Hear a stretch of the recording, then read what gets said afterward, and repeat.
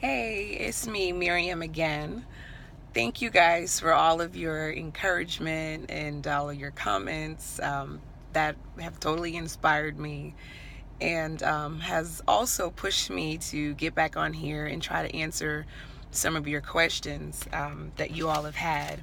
And subscriber CL, thank you so much for your words of encouragement. You touched me in a way that I don't even think you know, but thank you. Okay. I want to talk about just a few things, some questions that I got. I am a registered nurse, and I wasn't really aware of fibroids to this degree until I got diagnosed with them myself 3 years ago. So a lot of this came just from trial and error and me just sort of systematically or strategically sort of looking through my own situation to sort of try to help myself, because honestly I was at my wit's end as well. I didn't even know what to do at some point. So the advice that I'm going to give you, consider it, think about it, maybe see what your doctor says, go and have a talk with them, see what your body does, and then also do some more research just to kind of make sure you're okay with some of these things, because I'm not sure of everyone's allergies or everyone's age or your history of how long you've actually struggled with the fibroids. So it could vary. So as far as weight loss, there was a comment about weight loss. I know this is going to sound so cliche, but you're going to have to limit your stress. Stress builds a lot of body fat. And the best thing that you can do besides exercising, and you're going to like this if you're like a little tired of just exercising a lot. Now, by no means do I mean stop exercising, but if you're kind of tired and you're looking to add something else, start journaling. Every morning, write in your journal. Again, midday, write in your journal. Just start getting all that stress out. Don't hold it inside. We are not aware all the time of how our mind-body connection is really making an impact on our body. And when you get so emotional, you will overeat, because we're all looking for comfort. And sometimes you don't have a voice or someone to talk to or someone to lean on. This fibroid journey makes you foggy brain, grouchy, and confused because your hormones are totally off and you're probably anemic. And blood loss, I mean, everyone needs blood, men and women.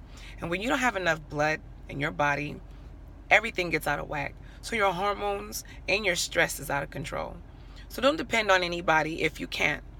It's good to have friends and family members to talk to, but you're going to have to take charge, because you're not going to be able to really get anyone else to really understand what you're going through, because like I said, this fibroid is like a silent pain that a lot of women deal with.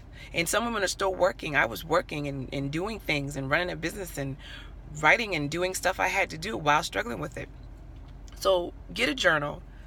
Write 2 times a day, minimum. If you need to write more, write more. Start carrying a journal and just literally releasing all those thoughts.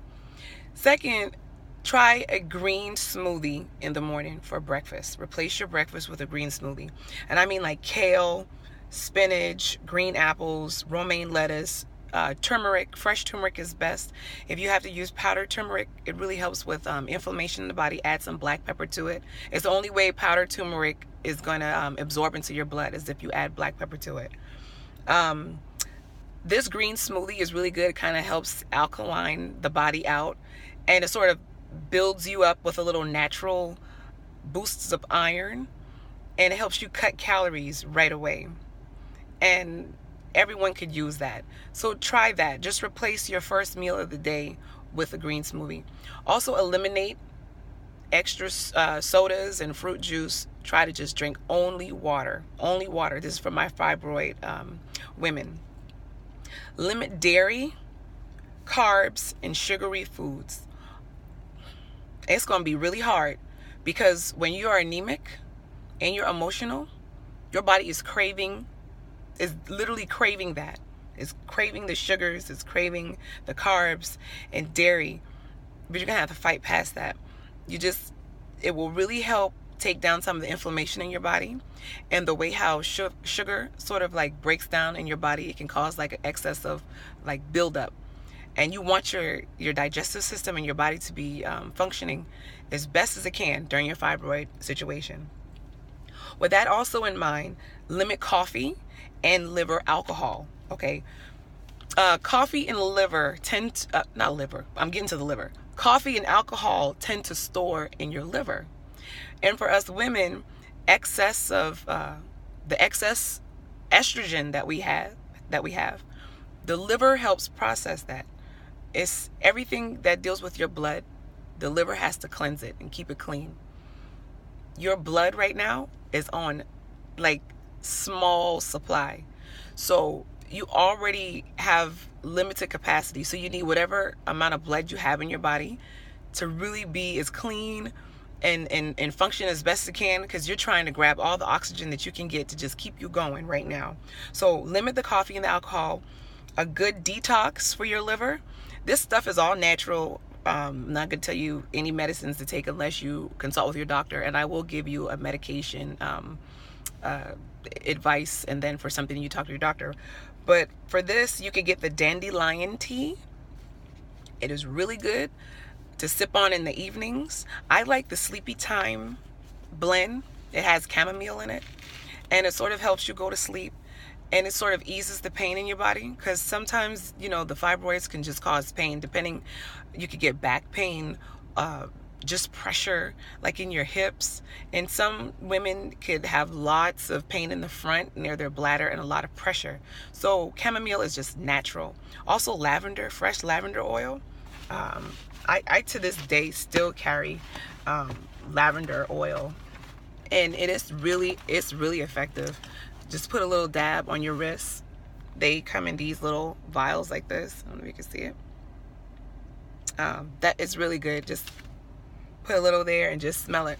And all this stuff is really natural. With women, our bodies don't really need our help to balance it. We're sort of born with that kind of machine. So a lot of the things I'm telling you are natural. And you might think, oh, you need some medicine, but sometimes just rebalancing yourself back naturally can really just sort of help your body to just, you know, be supported and sort of kind of put you in the right balance that you need to help you get through this fibroid thing. But ultimately, they're going to need to come out if they're causing you the type of problems that they are causing you. As far as blood loss, I've just recently discovered, I wish I knew before, wheatgrass. Wheatgrass is literally a blood builder, and it's just this grass. You go and get it like the little health food store. They can just blend it, and it's like a little shot, and you can just take that daily. That helps support your blood. Also, coconut water, the refrigerated one, and the one without any fructose or sugar or chocolate or all that stuff added to it, or vanilla or any flavor. It is kind of like an acquired taste. I had to acquire the taste for it, and once I did, it's like my body just craved it. I was drinking those big liters of the Nico brand, or Nico, however you say it, Nico, I think it is. And there's a brand called CO2. It's really good. It really helps to replace the electrolytes that you're losing in your body. Normally you can find that in Gatorade. So if you can't get coconut water, do some Gatorade, preferably like the yellow one. Stay away from the red 40 if you can. That's just a personal thing for me. But coconut water is my recommendation for replacing electrolytes, and now and forever. It's just, to me, it's better than Gatorade. And I was an athlete in college, and I drank Gatorade all the time, and I would go back to coconut water now over Gatorade. And this is my one medication advice. There's a young lady who was telling me that she is anemic, and on top of that, having really heavy cycles, menstrual cycles that are coming faster and faster and faster. And that's common. That can happen. Sometimes it can get so bad till you just have flow, and it's just constant and just doesn't stop, and it just won't probably stop until those fibroids are removed. But this is to talk to your doctor about putting you on birth control. Now, I know right off the back, a lot of people are probably going to say, oh, but the birth control has hormones that can make the fibroid grow. This is the thing. You have to stop some of this bleeding, or you're going to end up in the emergency room needing a blood transfusion. I know that because I was in the emergency room and I ended up having to get a blood transfusion. And everyone was so afraid because it was just hemorrhaging, and they didn't know what to do. I was out of it. And literally they were going to give me a hysterectomy. They were going to take my uterus because they didn't know what to do. But thankfully there was a OBGYN who was on call. He ran down and he talked to them. He said, no, don't do that. Let me just put her on birth control. And the reason he did that was because he wanted me to stay on the birth control so that my cycles would stop. Pretty much I took birth control daily, 1 pill a day, for almost 6 months, really, before I ended up having my surgery. And what it did was it actually stopped the menstrual cycle. So the blood loss that I was losing was only coming from that fibroid that I had that was inside my uterus, that was the submucosal. It had a bleed coming from it, from its own blood supply source. So I was already hemorrhaging from there, and I was hemorrhaging on top of that with my menstrual cycle. So that's double, you know. So the birth control can kind of help stop you from having a menstrual cycle. And that can really make a difference until you make a decision on what you want to do with your body as far as keeping your uterus or not keeping your uterus, or what type of surgery, whether you're a candidate for the laparoscopic, hysteroscopically, which is just going in vaginally, or whether you are a candidate, in my case, where you just have to be an open myomectomy. I didn't want to open myomectomy at first. I really just wanted it to be done hysteroscopically. But listen, sometimes you try to take the easy way out and it's more painful and it causes more problems and it doesn't get it. Sometimes you take the longer route that seems more painful and just more, like, you know, invasive is the word, like just opens you up. But you could be walking 2 days later, like I was, if you watch my previous videos at Sherman Tree, because literally it was a night and day difference from what I was dealing with before. So don't worry about all this stuff talking about it's going to take 6 weeks recovery, 8 weeks. Those weeks are nothing in compared to having your entire life back in one track. You are not damaged goods because you had to get cut open. You're still alive. That's exactly what it is. And if you need to know, if you need to, save your uterus, I would say go get a second opinion. I had 3 doctors before the doctor that I had. So 3 doctors, and then the 4th doctor was the doctor at UCLA that removed my fibroids that you saw in this previous videos that I had. The key is to get an MRI. You want an MRI. The MRI will be able to tell those doctors exactly what's going on. That doctor is not wrong for telling you that you may need a hysterectomy, but that is that doctor's best approach to solving your problem from their perspective and with their ability, because some doctors are not necessarily as comfortable or trained with doing a robotic arm surgery. Some doctors are not as trained or feel proficient enough to perform a laparoscopic. So they are not going to perform a surgery that is going to put you in danger. They're going to safely remove the fibroid the best way they know how. And you have to also remember, you have to co-sign that. And I hope no one gets in a situation where you're stalling so long that you end up back in the ER needing a blood transfusion, or them just going ahead and taking your uterus out anyway. That's a horrible, horrible thing to be faced with. I've been in that situation as well. Keep on your grind. Do not let depression hold you down in the bed and take your condition lightly. Keep pushing every day. Make another phone call. Call another doctor's office and see whatever you can do.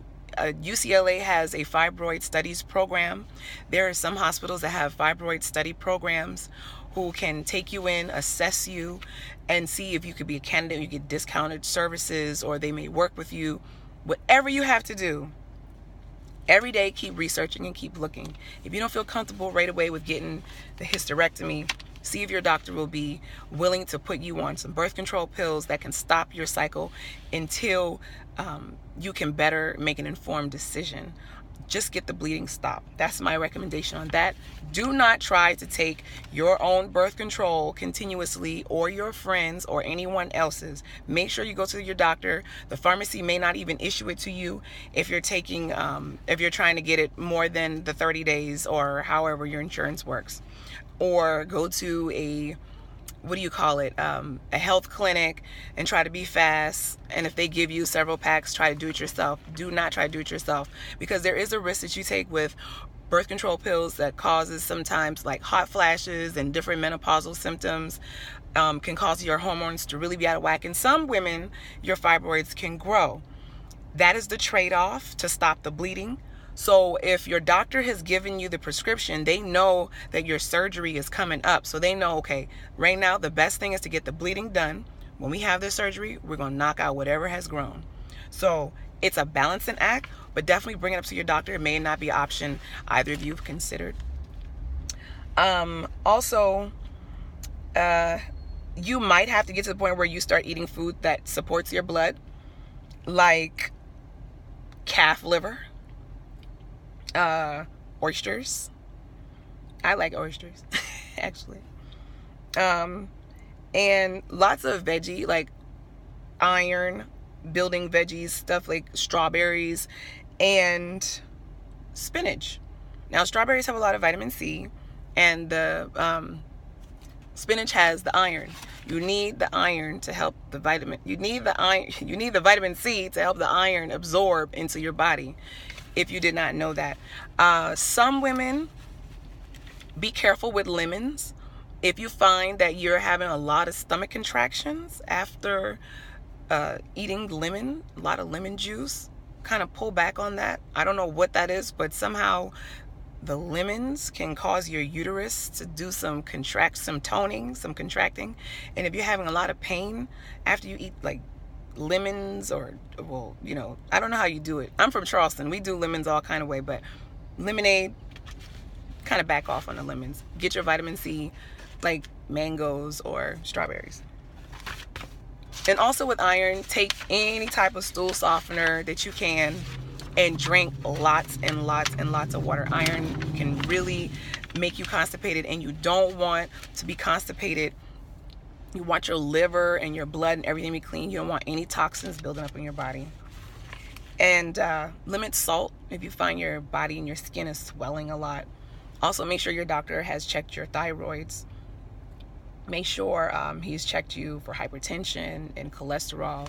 As some people who have struggled with fibroids for a long time, it could, cause your heart and different systems to sort of be out of balance as well. So make sure you're not having any other organ issues because of the fibroid. And I think that's it for all the comments that I got. Subscribe, leave your comments. I'll get back to you. Sorry, this video is a little long, but this one needed to just address a few things for a few people that reached out to me, and I personally wanted to be able to reach back out to you guys to give you some inspiration and give you some encouragement. You've not done anything wrong. Just remember that this is just the way it is. Okay, until we get more answers and figure out exactly why this is really happening, just take care of yourself best you can. Try to alleviate that stress. Try to eat better. Just take little steps daily. And trust me, you're going to get through this. If you're listening to this, you're one step closer to your healing. And I know when you're in pain, you just cannot wait for this to pass. And if you're in pain right now and you just have to roll over and just close your eyes and just put a cold towel over your forehead and just pray, just know that you're going to get through that hour. You're going to get through those cramps. You're going to get through that pain. And then you're going to face that next day with clarity, and you're going to get back on those calls with the doctor, get back on your eating habits and your plan, and rest until you can really get this resolved. It took me 3 years before this finally got resolved, and the last year was the worst. I'll share more about that, but that last year was the worst. It definitely was a spiritual growth campaign for me. But I am so thankful that I didn't give up because I feel so much better right now. I can't even begin to tell you how much better I feel. And if you just had surgery and you're home recovering, I would say get up, walk at least 10 minutes a day. Don't just sit there. Don't just sit there. Get a water bottle.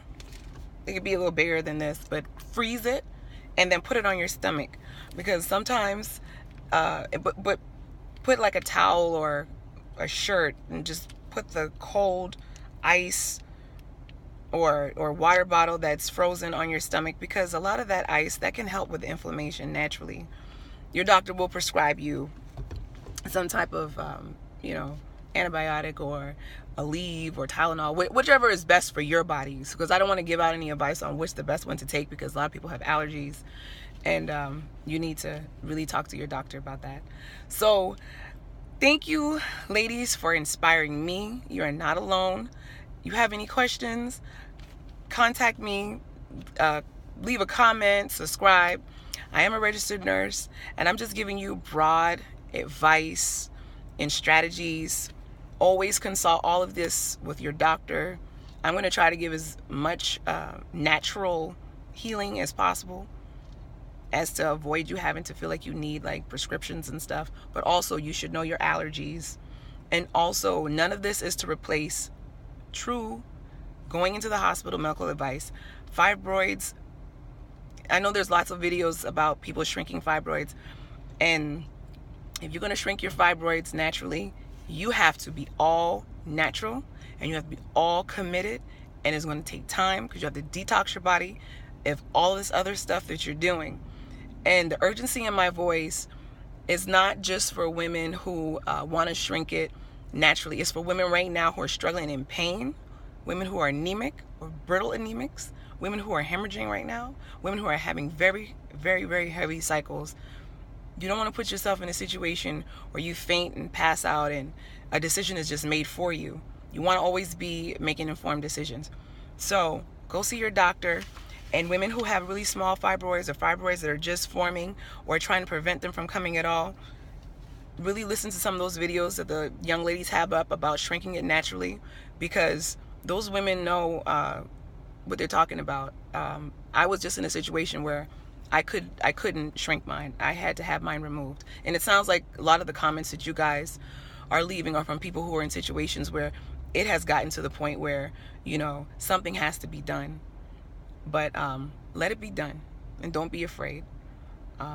You have it within you. Women, we have it within us. We were given this, and it's nothing that we cannot bear. We can. So leave your messages, and I'll see you soon. I'm Miriam, and thank you guys for all your encouragement, and I will talk to you again soon. Bye.